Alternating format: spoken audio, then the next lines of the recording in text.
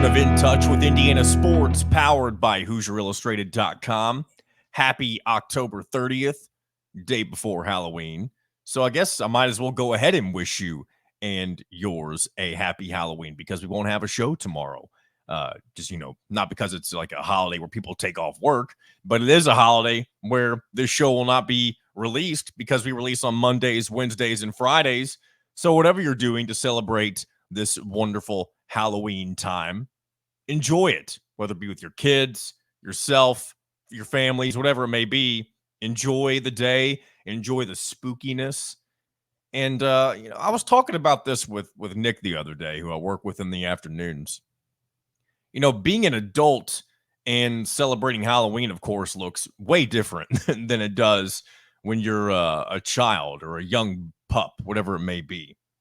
We were talking about what's the age where you kind of got to stop going around getting candy from people, right? What's the age limit where you can where you should stop trick-or-treating?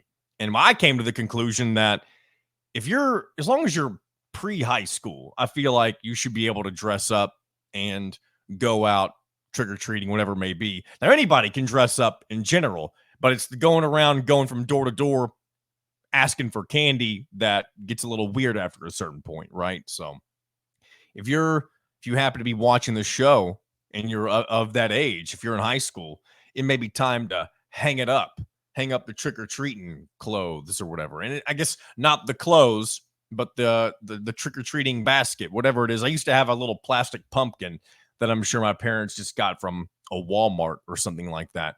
But it was my Halloween bucket container of choice for maybe forever whenever I was a kid. So happy Halloween once again, everybody. Spooky season is just about over.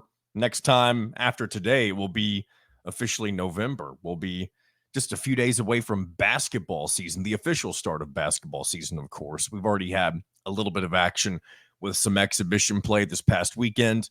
We'll get a little bit more of it on Friday when they face Maryland.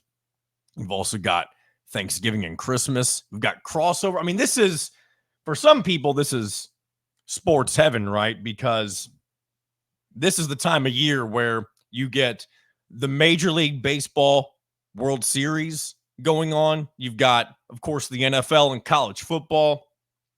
You've got the NBA that's already started back up, and then college basketball just around the corner. I mean, this is the very, very tiny window in the calendar year where everywhere you look, there's some type of sporting event going on. It's the exact opposite of the summertime, where all you really get is Major League Baseball and a few other sports that don't necessarily move the needle when it comes to talk radio and podcasting and that sort of thing. And not that podcasts about the NHL or Major League Soccer can't do good numbers. Those just have niche audiences where when you're not, this show is, of course, called In Touch with Indiana Sports, and we try to keep it within the state. And sometimes we'll veer off into directions that aren't necessarily your typical football and basketball. And if I'm being honest, I haven't even really talked much about the Colts this year as somebody. And I know I did a little bit early on once the NFL got rolling. And not that the Colts haven't done anything, that I shouldn't be talking about. I mean, they've really been underwhelming just when you consider that they're now in year 2 with Anthony Richardson, right? And he didn't even play much last year. He is now benched. Joe Flacco going to be, I guess, the starter moving forward for the Colts. And I heard this piece of sound. All right, I've got to do it, guys. I got to mute my microphone and cough because for the last 3 minutes I've been battling, trying to clear my throat, and I can't stand it any longer. So we're going to do that real quick. Excuse me. Sorry for that brief interruption in your programming. But anyway, Anthony Richardson.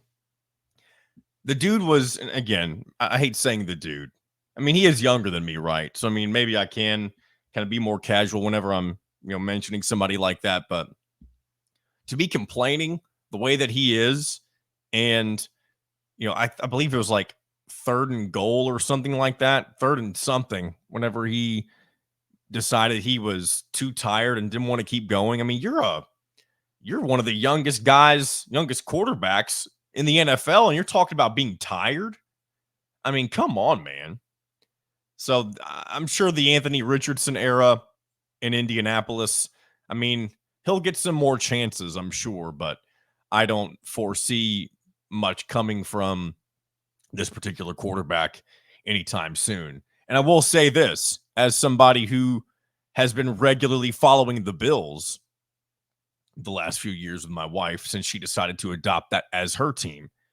I'm very much looking forward to our trip, I guess, in a couple of weeks. Next week, it won't be this week, but the following week, we're going to be up in Indianapolis for the Bills Colts game, but we won't be going as Colts fans. So we'll be actively rooting for the Bills. And I tell you what, I'm excited to be in a stadium where I'm not a part of the home fan base. I don't think I've ever done that, at least at the college or professional level. I've never gone to a road game. And it's weird calling, going to Lucas Oil Stadium a road game because, of course, it is one of the more local NFL franchises from where I live. I live in Mount Washington, Kentucky, which is basically a part of the Louisville area. And there's really 3 NFL franchises that are close to where I live. And you kind of get a good mixture of all 3 fan bases in some way, shape, or form. It really kind of depends on what part of the state you live in, if we're being honest. Around where I live, it's primarily Bengals fans, with Colts fans kind of being secondary. And then in other parts of the state, you get some Titans fans, especially when you get further south, closer to the Tennessee border. And then everything else is just kind of random. I feel like you get Steelers fans everywhere. You have people who are, almost said Patriots fans. You have people who are Chiefs fans simply because they love Taylor Swift and Travis Kelce.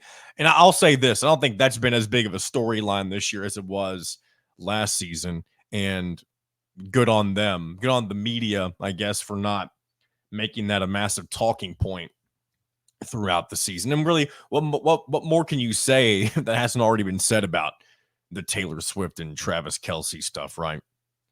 But yeah, looking forward to the Bills game. And I believe I've told the story on why my wife and I are Bills fans. If I haven't, I'll give the very short version of it right now. I have a sibling that lives in Buffalo, New York. He's lived there for a few years now. And we went up and visited him 2 years ago, I believe. I think it's about 2 years ago, 2 or 3 years ago. And we watched a Bills game from one of the Bills themed bars. Man, got to do it again. And sorry I did that one on air. You could tell the voice was literally about to just cave in and give out on me. But yeah, we were at a Bills bar. I believe it was Bills Steelers game, and they completely beat their ass. And my wife was loving it. She was digging the vibes that the Bills Mafia bar was giving off. And from that point forward, we just decided we were going to root for the Bills because I've never really had an NFL team. I've casually rooted for the Colts now and then. I've casually rooted for former Indiana football players that made it in the NFL. I was really a big fan of watching Tevin Coleman when he was with the Falcons. It was cool. The few games that Nate Sudfeld got to play, was it for the Eagles? I believe it was for the Eagles a few years ago. And then, there's just here and there some other teams now and again. And I was looking forward to seeing Michael Penix play for a particular team until they ended up getting drafted by the Falcons behind Kirk Cousins. And now he's just sitting there waiting for his opportunity. One of the biggest rookie names that really isn't getting to do much this year in the NFL. So it's interesting to see. I really didn't anticipate talking that much NFL today. But honestly, I should probably talk more NFL considering it is something that is universally appreciated when it comes to sports fans around the United States, at least I feel like. In my fantasy team, 7-1. I'm leading my league, my very first fantasy league. It's probably a little bit of beginner's luck. But as I said, whenever I mentioned it in the beginning, whenever I decided I was going to do fantasy football, I said, if I'm going in on this, I'm going to go all in and try to win. And so far, that's working out for me. So I'm glad to be 7-1. Hopefully I can keep it up and get a victory. I'll probably never win a fantasy league again if I happen to win this year in my first attempt, but I'm enjoying the ride. I mean, a lot of good things going on in my world of sports, right? And hopefully your world of sports too. If you're here, you're more than likely an Indiana Hoosiers fan, considering that has been the brand of the show pretty much from the beginning. You got an undefeated football team going into November. You have a basketball team with a lot of high expectations this year, and you already got to see them in action once as they took on Tennessee on the road this past weekend. Going to dive into more of both of those teams with our guy, Alec Lasley, here in just a few minutes as we get our weekly visit from him to talk about really the upcoming basketball season, get his initial thoughts on what he saw from the charity exhibition against the Volunteers over the weekend, as well as what to expect on Friday when they take on Marion in their final exhibition tune-up. And then we'll also talk a little bit of football, of course, as Indiana tries to go 9-0 for the very first time in school history. And again, that goes back to what I talked about on Monday, where we are on the cusp of uncharted territory for Indiana football. You can say that this is uncharted territory, and it is when it comes to the modern era of Indiana football. I mean, there's nobody my age or younger that has ever experienced this level of success with Indiana football. And there's probably a good number of people who have been in the stands, all year long that have never experienced this level of success, unless you're somebody who was around in the mid to late 60s and old enough to remember and pay attention to those teams. Because again, back in the 60s, I mean, watching your favorite team wasn't always as accessible as it is nowadays, where you can literally just pull up whatever streaming service you have and figure out which channel it's on. And I say streaming services if everybody has cut the cord. But if you're somebody who has, traditional cable still, which people do, I know that. I mean, you can still find any game pretty much on any channel that you want. And, that's just something totally different than what was going on back in the 60s. So, yeah, Indiana going for a 9-0 start with hopes of bringing Curtis Rourke back to the fold this week. We heard from Cignetti on Monday talking about the progress that he is making. He had his first full practice yesterday on Tuesday. And if you're an Indiana fan, I do think at this point you have trust in Cignetti, not necessarily to make the right decision, because of course he's going to go with Curtis Rourke if he's healthy enough. But I think we all have learned that Cignetti is going to have every player prepared to play their role whenever called upon. And if that means Taven Jackson is once again going to be under center, yeah, the offense may look a little bit different, a little bit inconsistent, but they are going to be ready to do what they're capable of doing with a quarterback like Taven Jackson taking the snaps. And we've also kind of gotten a glimpse of how he's improved, how he has improved from last year. And I know we've seen Taven Jackson in a few games before this past weekend, but this was the first time we got the full Taven Jackson experience.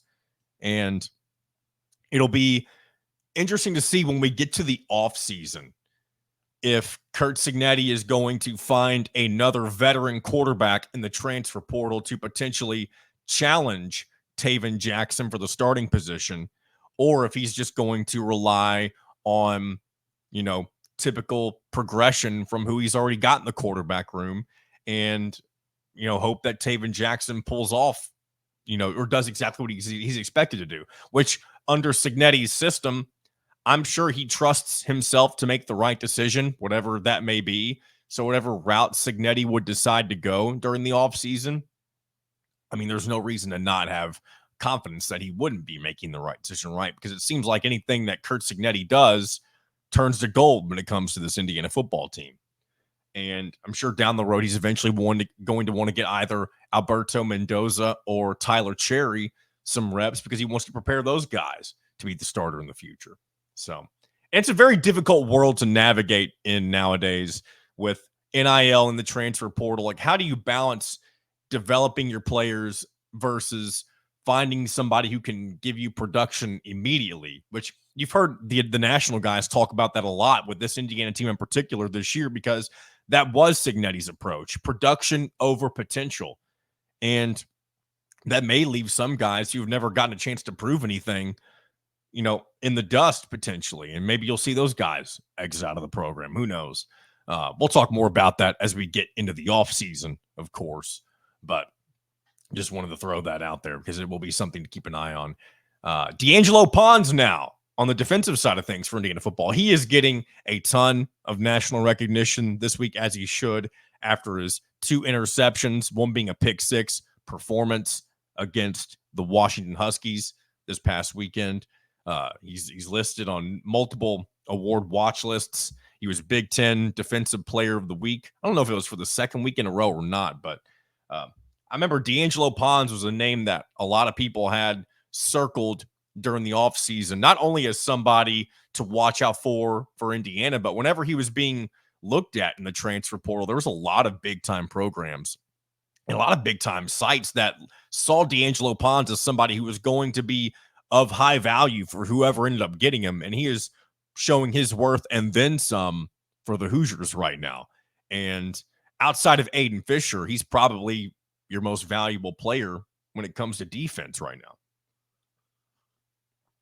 Again, looking ahead, one more little piece to keep an eye on for this weekend is for the game itself, for Saturday, is that the game will be on Peacock. It'll be Indiana's first game this year, not on a typical TV channel, that being the Peacock app. I keep wanting to make a derogatory comment, and I'm sure people, and I know people have, the name that people refer to, the shortened version of Peacock, right?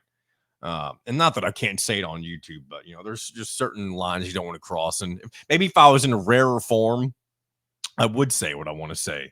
And again, some of you know what I'm talking about.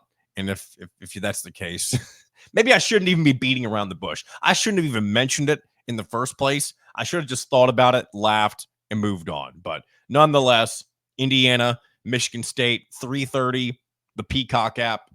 If you don't have that already, you can sign up, I believe, for a free trial.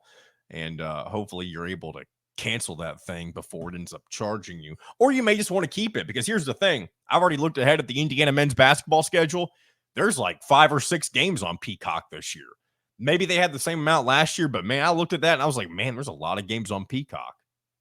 And there was also an NFL playoff game on Peacock last year. So NBC really going full throttle with trying to put marquee matchups on their Peacock app because they want to give people a reason to use it. It's not, with streaming being the way things are nowadays, it's no surprise that more, like, you also see the Amazon, the Thursday night football games on Amazon Prime or whatever it is. Like, that's not something that used to be the case. So I'm sure you're going to start seeing more and more of these games, throughout the years, football or basketball, being on Peacock. So if you haven't already, download it now. And again, I hate saying it like that. It makes it sound like that they sponsor me, which I'm sure all of you are aware that they would never do that. I am not somebody who Peacock would be worth sponsoring, just because this is, a small YouTube show, if you will. So let's see. Before we get into Alec Lasley, a couple of other small notes I want to make real quick. So back to basketball before we get back into, I've been going back and forth between basketball and football, but Michigan State, I don't know who saw this, but Michigan State held Wayne State in their exhibition match the other night to 5 first half points. Dear God, you were playing somebody who only put up 5 points. And I'm sure, I've heard of Wayne State. I don't know where they're from. I don't know if they're Division II, Division III, and AIA, whatever it may be. But 5 points? Again, I'm sure that's not the first time it's happened. That's one of those things where you expect to see those types of scores back in, the 70s when you're playing teams that there was a lot bigger of a gap between, the talent levels and stuff like that. But man, how can you not just accidentally? I could go in there and help Wayne State get 5 points, because I don't know if all 5 of those points came from one particular player or not, but anybody could go in there and contribute 5 points, or, help contribute to a team high or a team total of 5 points, because you likely didn't have to do anything. So just thought that was fascinating.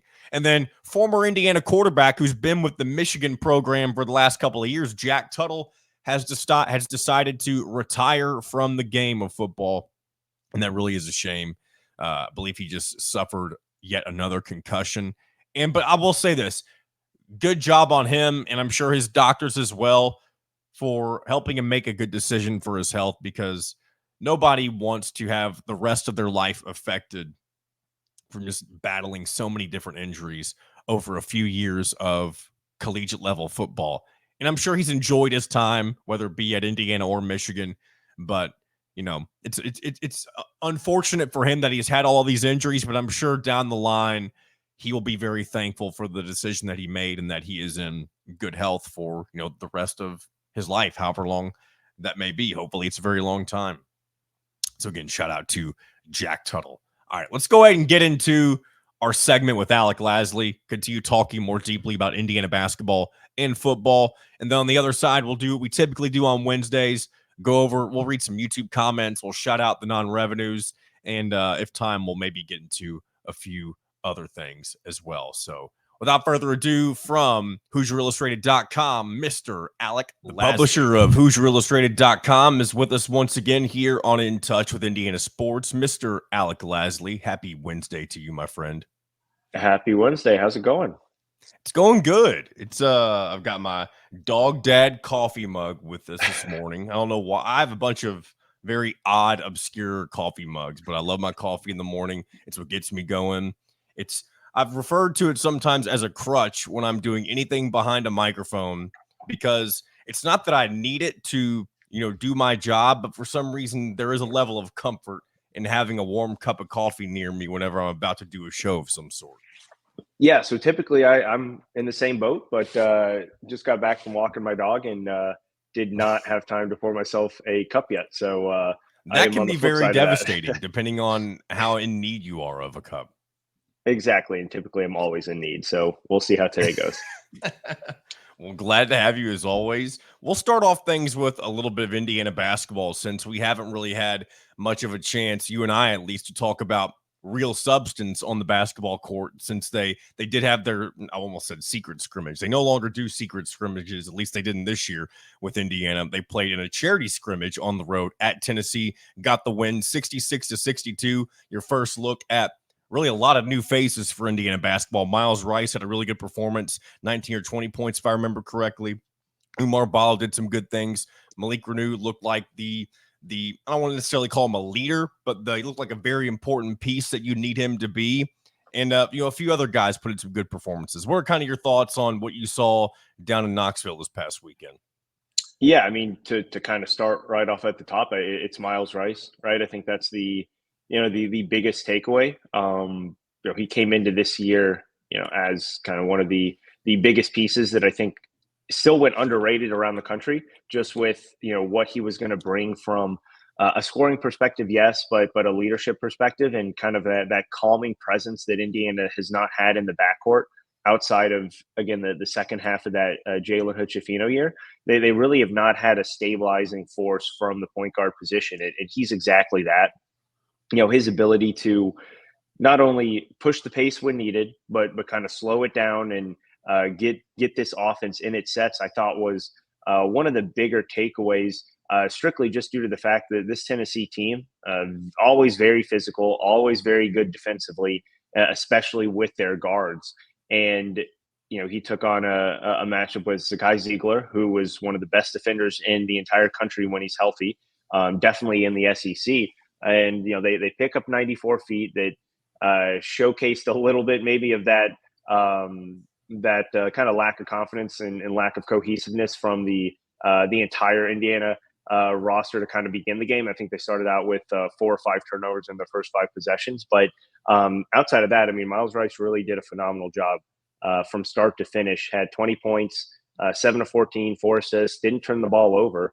And had a game high plus minus of plus 12, right? So when you look at it from a whole perspective there. I mean, you have to be extremely happy and satisfied from an Indiana perspective, what you saw with Miles Rice and kind of what you can take into the season. He's able to get downhill at will. Had some difficulty finishing around the rim just with some of the physicality, but that's something that's just going to happen from time to time. But obviously, with shooting 50%, you can see how efficient he was. I think outside of that, right, the shooting or lack thereof to kind of start the game is, again, I don't want to say a concerning part because they came back and I think we're 4 of 8 or 4 of 7 in the second half there. They got good looks in the first half. They really did. You could see either if it was Luke Goody or Miles Rice was coming off of the screen, or even Mackenzie Mbako, some more truthful sets that were actively looking for shooters, which is not something that we've become accustomed to in the Mike Woodson era, and that's something that he really wanted to prioritize. So, he said during his radio show that they're shooting close to 33s a game in some of their other scrimmages, and they're shooting about 37%. So who knows if that's the true realistic numbers. It's probably a little bit in between. Obviously, they shot about 21, 22%. The 4 of 19 or 4 of 20, I think, is what they finished with. But again, a much better second half. We'll see kind of how that goes moving forward. But yeah, I mean, you look at Malik Renew was, I think, a very, very positive piece. We've seen him have these games before, and this is not a surprise, right? His ability to kind of take over games late. He had a 10-0 run in the kind of late portion of that second half, from about the 8-minute mark to about the 4-minute mark, just by himself. And so he's shown that ability before, but it's the consistency with him, right? And it's about staying out of foul trouble and being able to play physically, but not obviously take up 2, 3, 4 fouls in a 2-minute stint, which he typically does. So I think that's going to again be the biggest priority moving forward, especially once you get into Big Ten play, where they always have a very quick whistle. But you could see him just a lot more confident, I think, in his ability all around the floor. And I think that starts with his ability to kind of get in better shape this summer, trim down, and become a little bit more quicker and athletic. And I think you saw that. So I think from an Indiana perspective, you go on the road, win 66-62 in a game that was not pretty at times, but they were able to kind of out physical Tennessee, which is what they typically do to other teams. So I thought it was a phenomenal performance in that aspect. One piece that was missing of note during the game against Tennessee was Trey Galloway. And of course, we did just talk about Miles Rice and him putting in a really good kind of debut performance, even if it was an unofficial performance being in an exhibition scenario. How do you see Trey Galloway kind of adapting to this new role? Because over the last year or so, he had kind of become this new starting type of point guard, even though that's not really ever been his natural position or fit. Do you think he'll easily readjust to being somebody who's not necessarily the focal point of the offense any longer? Yeah, and I think that's the best part of his game, is being able to be that secondary or third ball handler, which is still when you look around the country, probably one of the best secondary or third ball handlers that you could theoretically have when it comes to being able to orchestrate the offense and play downhill. But he's just way better off as kind of a fourth or fifth option than he is being the main guy, because he just plays so hard that it's going to wear him down throughout games, and you need him on both ends of the floor to really be as productive as possible. And you saw that 2 years ago, right, where he was kind of that fourth option. That's when he had his best shooting percentage, from three for his career up to this point. And that's because you had some other playmakers, not only in the front court, but also on the perimeter. You had guards who could make plays. And last year, he obviously had to be that guy. And a lot of his shots were not, truthfully, very, very good playmakers from or very good opportunities from playmaking guards. So, you look at what you have with Miles Rice, you look at what you have with Candy Carlisle. Those are two guys who are going to be able to really create a lot more for him, and going to take a lot of the weight and pressure off of his shoulders when it comes to actually being productive in this offense and efficient. And I think he's just way better fit for kind of that 6-man energy, and kind of third guard in that main rotation with Carlisle and Miles Rice. This Friday, they'll take on Marion in their second and final exhibition game. Definitely not the same caliber of opponent that you saw with Tennessee, of course, but I guess if there's one thing you want to see different in this type of game, especially before you get into the real action beginning a week from today, it's that you want to see them be more in a rhythm offensively, I would say. Because everything else, like you played very physical defense, as you mentioned earlier. I mean, you showed that you can play well in a hostile road environment. And I mean, that in and of itself is a pretty impressive feat when you consider that this team had not played in real action just yet. And you know, technically this wasn't real action, but it was televised in some way, shape, or form on the SEC Network Plus. And you did have a pretty good crowd at Tennessee's Food City Arena. It's going to be totally different on Friday. You're back at Assembly Hall. You're facing Pat Knight's Marion team. And this is, going to be a type of game where you're expected to control everything from start to finish. And I think if you're an Indiana fan, the way that you want to see all this progress forward is just what I mentioned earlier. You want to see the offense be in more of a rhythm. You want to see more of the threes falling down. You want to see some more cohesion between some of these new pieces. And not that I'm trying to take words out of your mouth. I feel like most people are on the same page whenever you're thinking about these exhibition matchups and, what you want to expect going into the season right after that. No, absolutely. And I mean, this is a game where you just want to have the pieces all come together. You obviously want to get out healthy.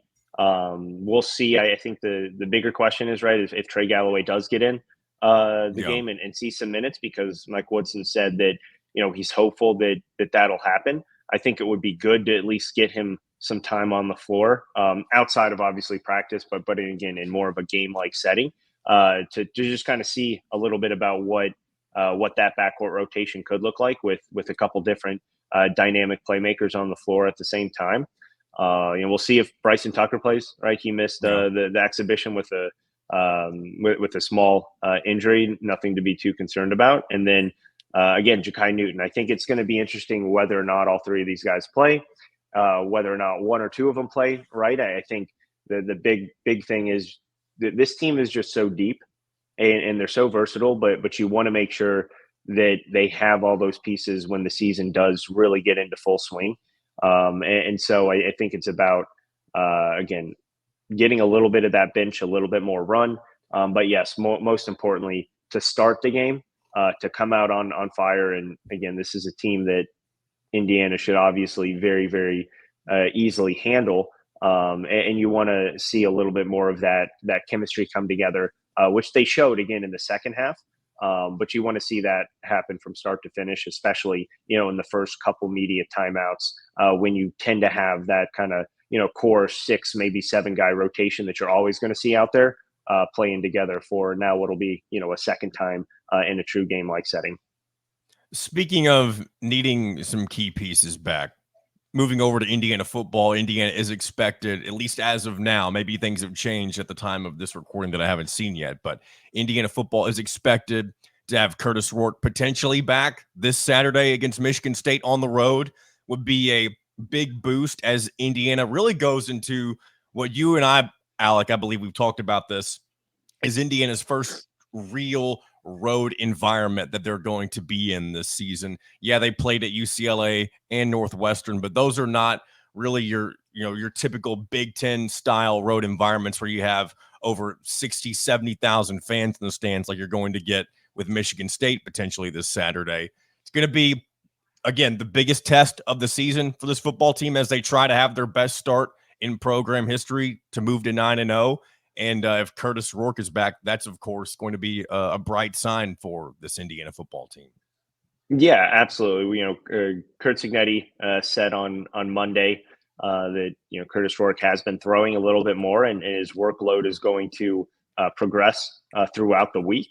You're still probably going to see a lot of Taven Jackson throughout the practices this week because we just don't truly know who's going to take the field and start there on Saturday. I think regardless, right, it's still going to be a critical game. And we talked about this before the Curtis Rourke injury. Like you said, this was a game that I think you had to have circled on your calendar At the start of the year, yes, but I think especially over the course of the first 4 or 5 weeks, when you start to obviously build a lot of momentum, you start to look ahead like everyone does, and you start to count the wins that are there potentially. And this was one that I think could easily go 50-50 with a healthy Curtis Rourke, just again because of the fact that this team has not really truly played a legitimate road environment.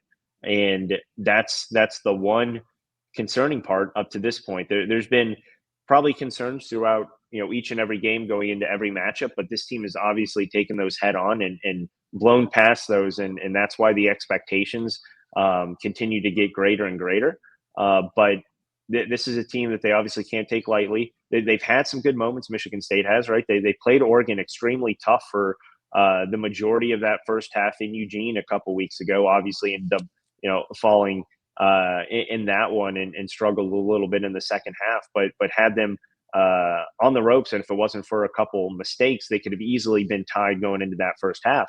They obviously took Iowa and manhandled Iowa, which, albeit not a phenomenal team, but always a team that is able to at least put up a very good and strong defensive fight. And I think it was mid 30s or 40 points that Michigan State put on Iowa and won by double digits. And then obviously last week against Michigan, we saw what happened, and they struggled a little bit early on with, again, some mistakes that they had, and came back and were able to make it a one possession game before the scuffle there at the end. So this is a team that has a chip on its shoulder, has a lot of young talent.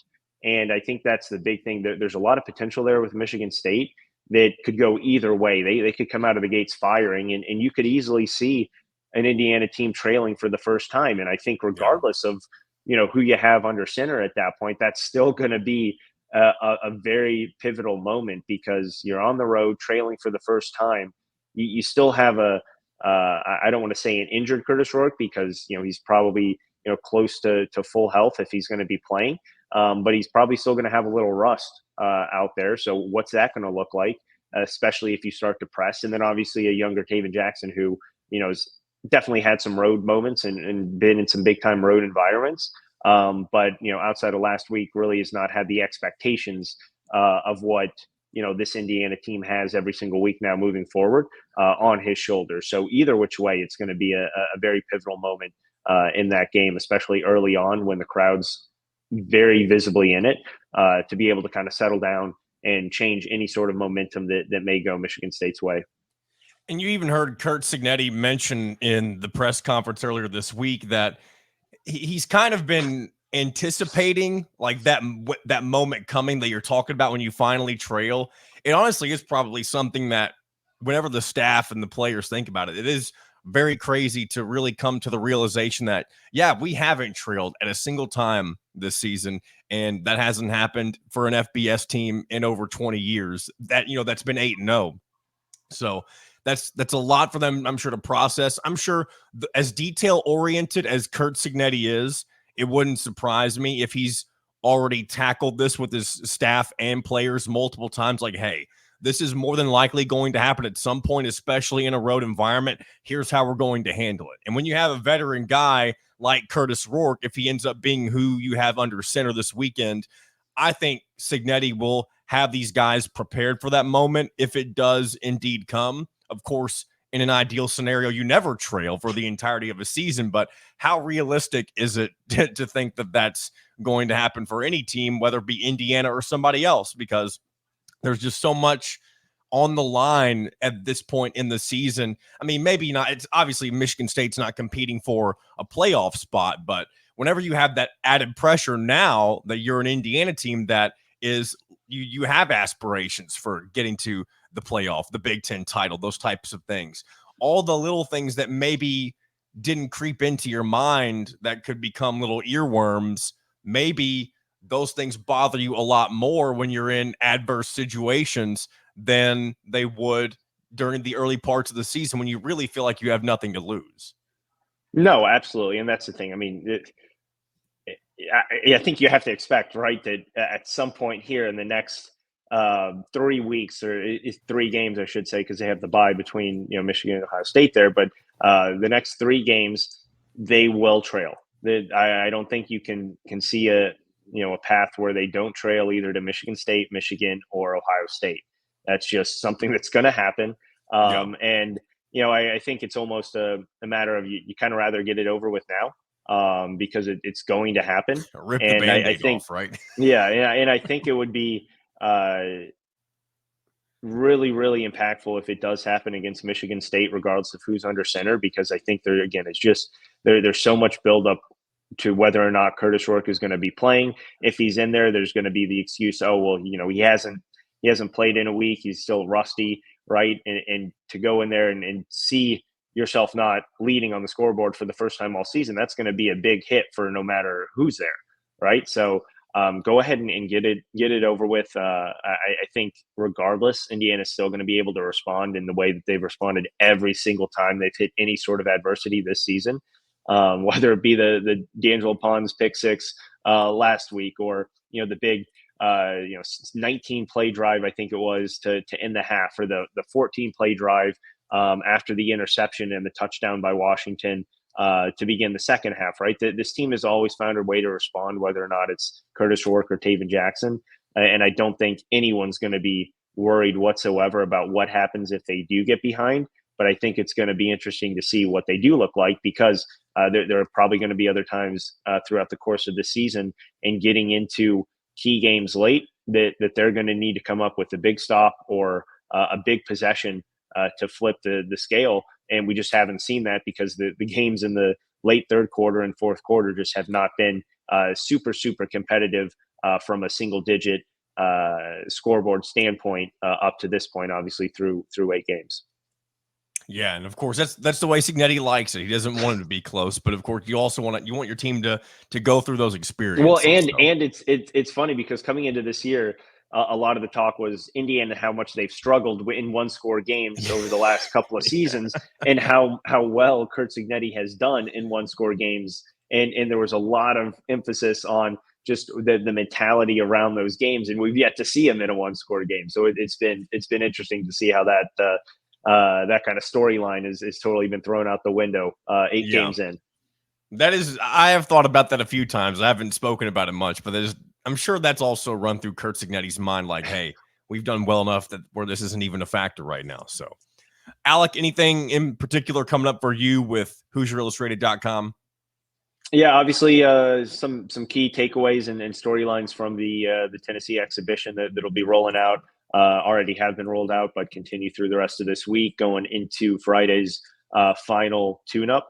And then obviously getting into the regular season here for Indiana the week after, with a lot of good content, obviously, to begin there. And again, continue to follow this terrific season for Indiana football and all the pregame coverage leading up to Michigan State. It is crazy because, I mean, this is the first time maybe ever. I mean, maybe you can throw in the 2020 season. I don't remember exactly how, like the weeks, how that lined up and stuff like that. But this will be the first full season where we're following both Indiana football and basketball very closely at this point in the year. Yeah. So it's going to be a lot to keep up with. It's going to be fun to follow along with. And I'm glad that you were able to stop by and make some time for In Touch with Indiana Sports once again today, Alec. Absolutely. I appreciate it, John. As always, a big thank you to Alec Lasley for his time here on In Touch with Indiana Sports. And we'll check in with him again at some point next week to continue to react to everything going on with football, and basketball is almost officially here, and very exciting time around Bloomington, as we have mentioned multiple times. I feel like in the last, forever, things have been trending upward for Indiana athletics for the most part, and that's a good thing. Can only be a good thing, right? One other thing I forgot to mention earlier when I was talking about just going over some news and notes. Indiana basketball is set to face Kansas in the 2027 Hall of Fame series in Las Vegas. And again, that's only, 3 years down the road. But it will serve as a kind of a precursor to the 2028 Final Four, because this game will be played, or there's a set of games, I should say, because it's a doubleheader where Indiana will face Kansas and Arizona will face Duke. And it's set as a precursor to the 2028 Final Four because Allegiant Stadium is the host for the Final Four that year in Vegas. So that'll be cool. Again, ways down the road, but something to keep an eye on. And, if you're somebody who likes to make your travel plans way in advance, maybe that's something that you want to think about going to. I've never been out that way. I've never been further west than Texas, specifically the Dallas area. And not that I want to get into that story right now, but, it'd be nice to head out there. And I doubt I'll make the trip, but hey, if you want to, suit yourself. Enjoy you some Indiana basketball while maybe gambling on a little bit of some stuff out in Vegas. Anyway, that being said, let's move into some YouTube comments. And you yourself, if you want to contribute to the show, you can do so by, again, commenting on any of the videos that we post on YouTube, whether it be the show, the clips, talking about the Hoosiers, even if you want to make a comment on the the post or the press conferences. I know I'm less likely to look at those, but you can do that if you want to. And you can also, again, this is something I haven't utilized a whole lot recently, but if you want to leave us a voice message, you can also do that on the hotline number 502-830-9195. I almost had to question myself whether I was saying the correct number because it's been a while since I've mentioned it. But you can do that. We've taken some calls in the past. And honestly, I like hearing it. So don't think that I am ignoring the hotline on purpose. I don't always write a note to mention the hotline number because it's not as necessary as, maybe if it were like a traditional radio show, that type of thing. But if you want to leave a voice message to the show, you can do that. I'll say it again, 502-830-9195.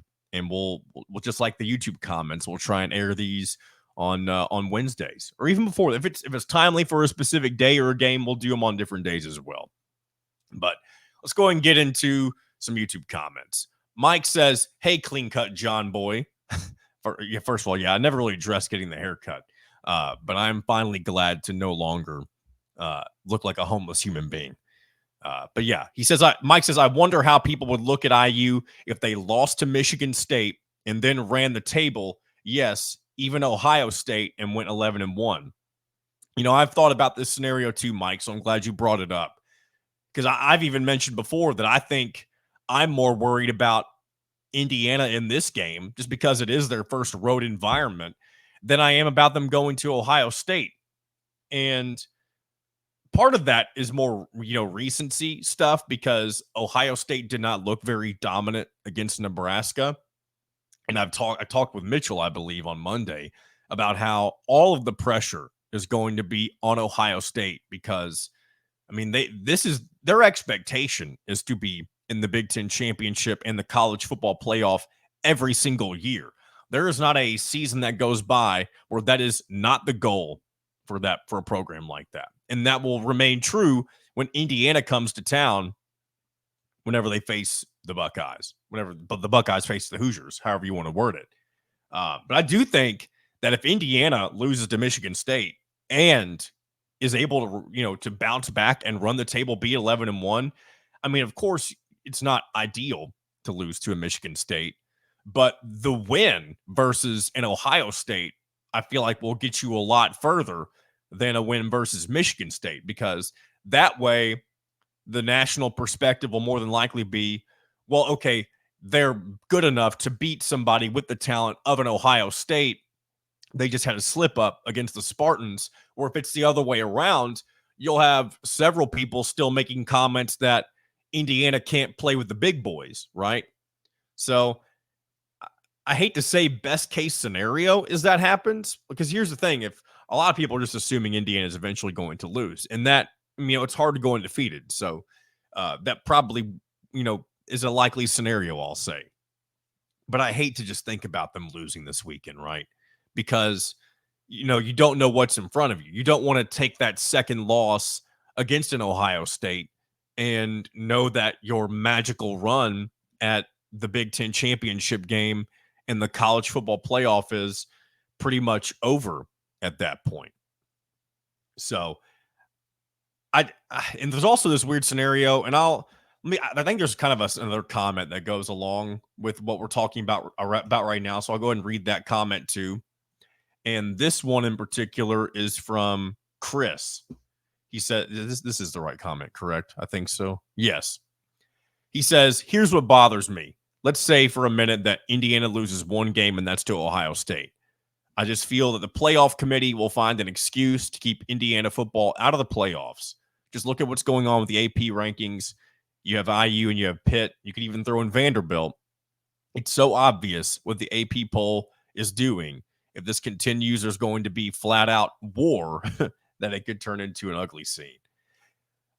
Yeah, there's kind of a lot to unpack there, but it does bounce off of what we were just talking about with Mike's comment. And first of all, I'll start here, and I have mentioned this before. One thing we have to remember is that the AP poll becomes obsolete beginning on Tuesday of next week, whenever the first edition of the college football playoff rankings are announced, which also, by the way, very interesting that that's going to be going on the night of the election. And again, I'm not going to talk about the election just because that's not really my cup of tea. And I know that can ruffle some feathers anyway, but also at least it gives you a good alternative on election night if you'd rather, not. And honestly, I'm probably going to be doing it. You're going to have the Champions Classic going on Tuesday, as well as at halftime, they do the college football playoff ranking show, I believe. I think that's how they've traditionally done it over the last several years. So I will, honestly, I could care less what happens on election night. And I mean that wholeheartedly. I'm going to vote, but I could care less what happens because I know that ultimately it is really not in my control. Anyway, let's get away from politics. Back to what we were talking about with the polls. So the AP poll becomes obsolete after Tuesday of next week.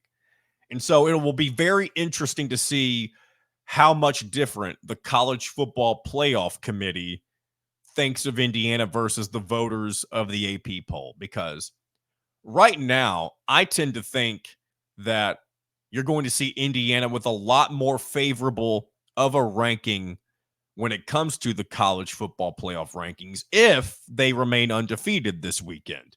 And that's a big if, because if you lose to Michigan State, you're not gonna have. I mean, you're going to pretty much have to beat Ohio State to re-earn the respect of those who thought highly of you. And if you continue to take care of business like you have been doing all season long, I mean, I'm excited. I think the CFP committee will have Indiana in the top 10.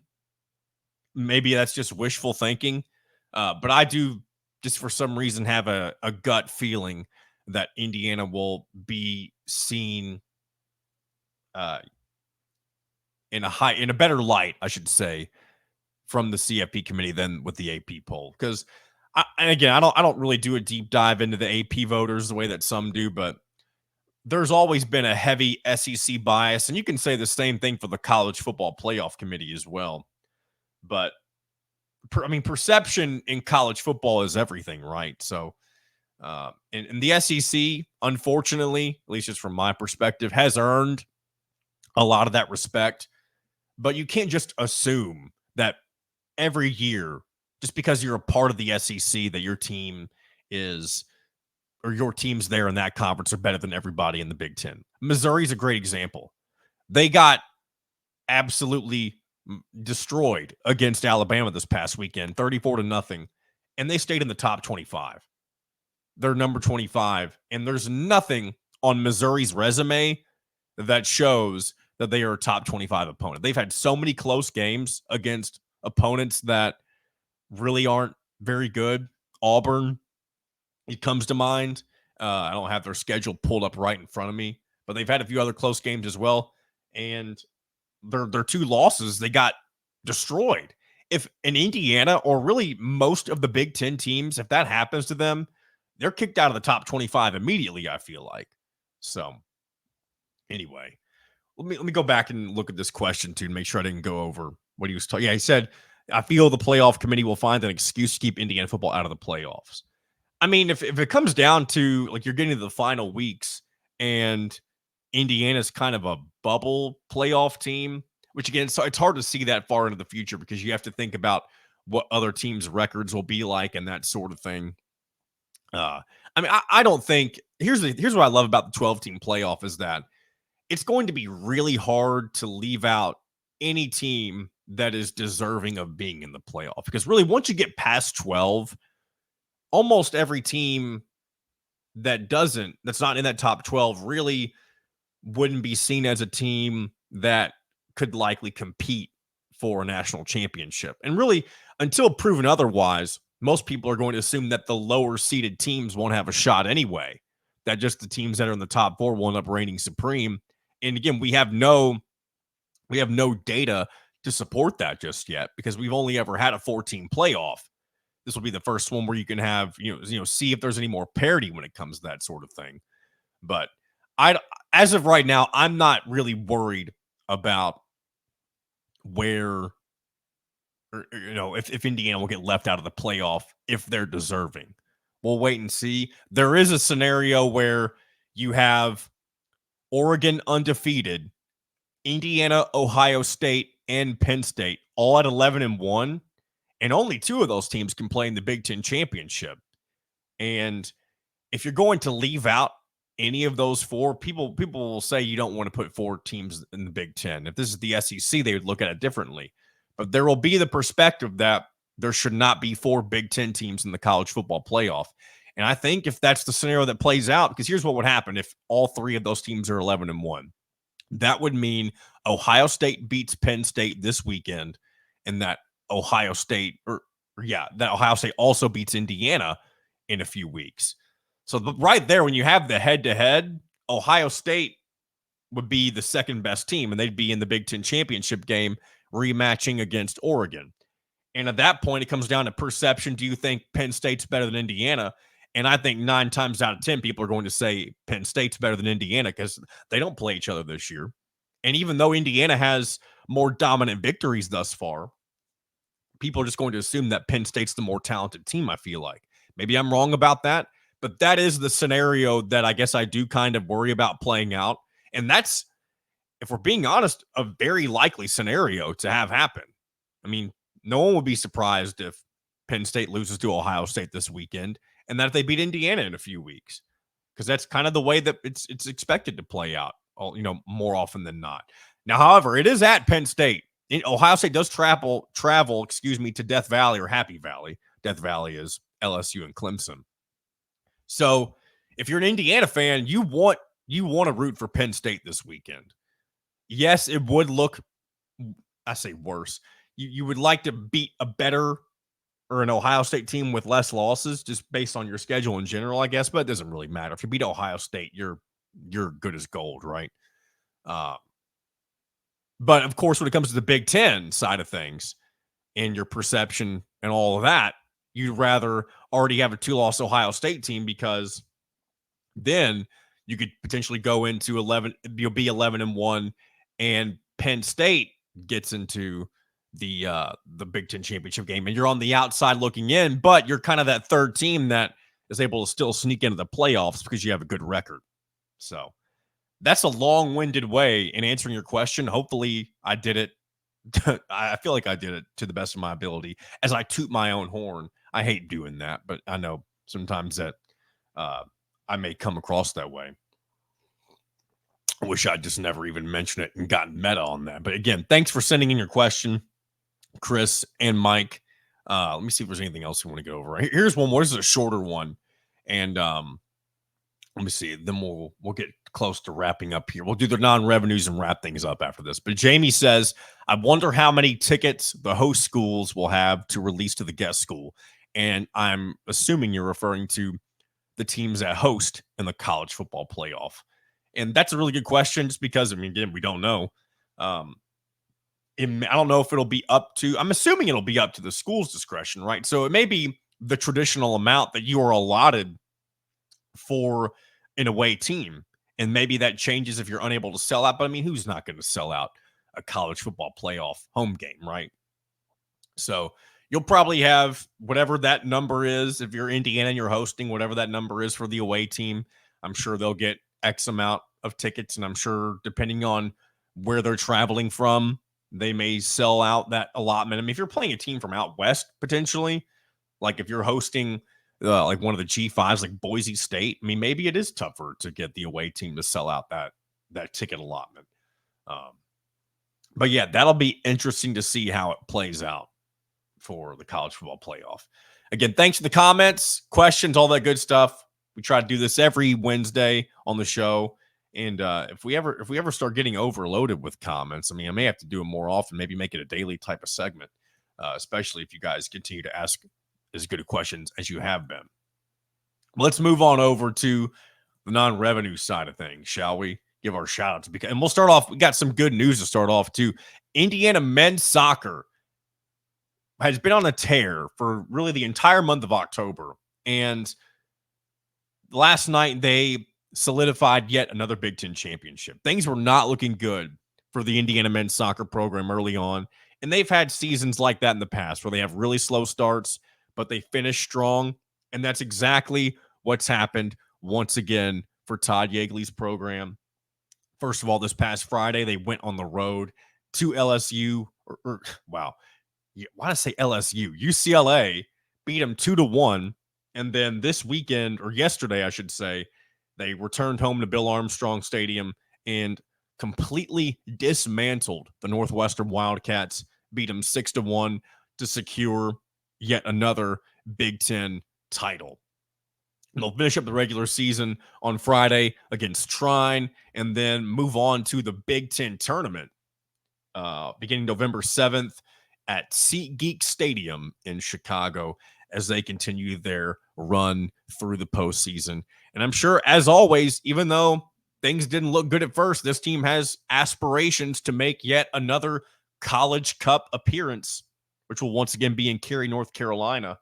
And, we'll keep an eye on that. And maybe we'll see another deep run from Indiana men's soccer.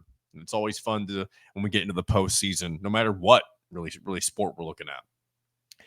Unfortunately, some bad news from the other two non-revenues we've been keeping an eye on for the last several weeks. Starting with women's soccer, their season came to a close this past Sunday.